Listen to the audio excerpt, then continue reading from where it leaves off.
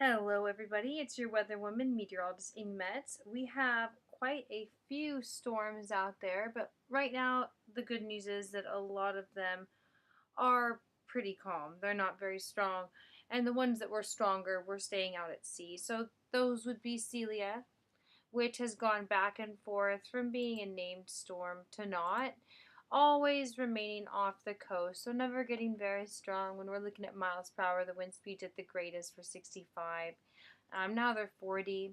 We have another batch of storms, similar to where Celia had begun, that is also traveling a similar path northwest out to sea. So rough seas, quite a bit of rain along the coastline. This could then later lead to mudslides if they don't end up catching a break here to dry out. But Guatemala really caught most of the rain from the first batch. So Mexico's now getting it this time. So it does look beautiful on satellite there. This is Celia then. And the other couple of areas that we're watching for then in the Gulf of Mexico along the coastline here of Texas and Louisiana. So there's a low pressure system there, along with another system that could be developing into something. So a lot of little storms. Again, another one then over near the Philippines and traveling toward Vietnam.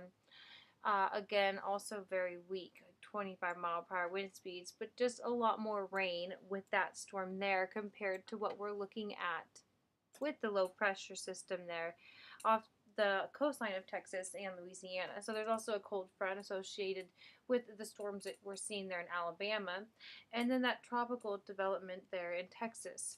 So go ahead, ask questions if you have any in the comments. I'll check in just a moment and see if there's any. So now here, this is the available water vapor. So in forecasting these storms, one of the biggest factors is there moisture? That's obviously necessary for the storms to develop. So when it comes to this particular storm, it's not a lot of moisture going on there. The greens is when it's getting to be a lot of moisture, lots of torrential downpours here along the coast of Mexico, whereas we're seeing more of the whites. It kind of dissipated into white. There's not a lot of rain with this one, so none of these look to me like they're going to get very strong or last long. The largest one here would be the batch here then by Venezuela. And so we can look at some information here for forecasting that. But real quick, I'll just touch on the fact that the National Hurricane Center does have this as potential tropical cyclone too. They do also believe it would be the stronger storm to develop. The chances are higher for this one that perhaps it could become a named storm later on. We'll see. It's they're saying the formation would be a 70% chance in the next 48 hours of being a tropical cyclone. So we'll see how that one ends up. It so far does look like to me it will end up being a weak storm traveling toward Nicaragua, maybe Belize, and of course there's all kinds of different information in the atmosphere that would tell us whether or not that storm then would be moving into the Gulf or not, maybe just ending there in Central America area. And so some of that is going to be wind shear, and that stuff's going to be later with having to do with things that are very far off in the Pacific right now, where whether or not we'll end up in the Gulf. But as far as this thing, whether or not the storm's going to stay strong, wind shear is a good indicator. So there is a little bit of wind shear it will interact with in the coming days. So I could see why in the next 24 hours this probably won't become a tropical cyclone, but once it passes some of these reds where it's interacting then as it passes this way with areas where the wind is going to tear apart its circular motion a little bit. But once it gets over to these greens, the circulation at different levels is going to be able to continue to grow stronger and stronger at different levels. So that is one of those indicators that it will at least get stronger and keep traveling toward that region. And then whether or not it would end up in the Gulf would be a very far zoomed out situation to try to figure that sort of thing out. Some of the upper level winds is what would steer that sort of thing later on. So, as far as the jet patterns are going,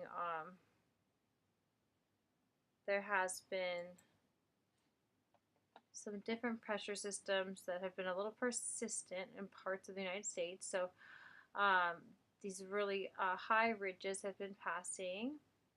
That's the kind of thing that would let storms move inward, but the kind of thing that would push it away is then if we're right around 500, 600 millibars, especially 400 is a little bit high, but even right around there, now looking at 500, then it would be the kind of information here that would make me think, okay, if this sort of information is showing that these forcing mechanisms will be traveling this way at the same time the storm's traveling this way, they'll probably end up interacting around the same time. And I could see why this storm might want to stay south. I would have to, if I was putting money on it, bet yeah, this would stay toward the south.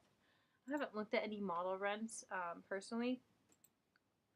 So looking ahead, it doesn't even show on the European that that particular storm does stay and hold together. Now, 48 hours from now is when they believe the National Hurricane Center, and I wouldn't be too surprised if it at least gets close to tropical cyclone status and, yeah, continues with mostly a westward trajectory toward Nicaragua.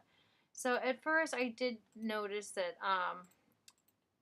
there were some indications that Belize, with the models anyway, I hadn't looked at any data, so it's nice to see that. I was thinking it would stay south, and so are the models. So here's the GFS. Same timeline that it would cross Central America, staying pretty weak tropical storm status. So this will be another rainmaker now, a little bit south of where the last storms hit. So that's going to be mostly Nicaragua, Honduras getting this rain then with this next storm over the weekend, starting Friday, especially into Sunday then. Other than that, by then, it looks like most of that storm is going to clear away. That's going to be hovering with this low pressure development in the Gulf. And things are fairly quiet still at the beginning of this tropical season. It looks like, there's a lot on the map, but they're all eyes for investigations, bunches of thunderstorms that could become something, but not very likely. And nice to know that the most of them are out at sea, and this won't be a bother, and this won't be very strong winds, just rain. So enjoy the weather, everybody. If you have questions, let me know. Don't forget you can find me on Facebook too, at facebook.com/theworldofweather, and hit subscribe. I'll go ahead and keep updating you through hurricane season and also with space weather. So if you don't know what that means, swipc.noaa.gov does. I also have a group on Facebook called Space and Earth Weather you can join, and I talk a little bit about how this sort of stuff will also affect our weather on Earth. It's kind of the cutting edge science, really. So how this would increase lightning if we have solar flares, for instance, or give us aurora. So go ahead and follow me, hit subscribe, and I'll share more on this, or you can look at my past videos and find more info on that as well. So I'll talk to you guys later. Have a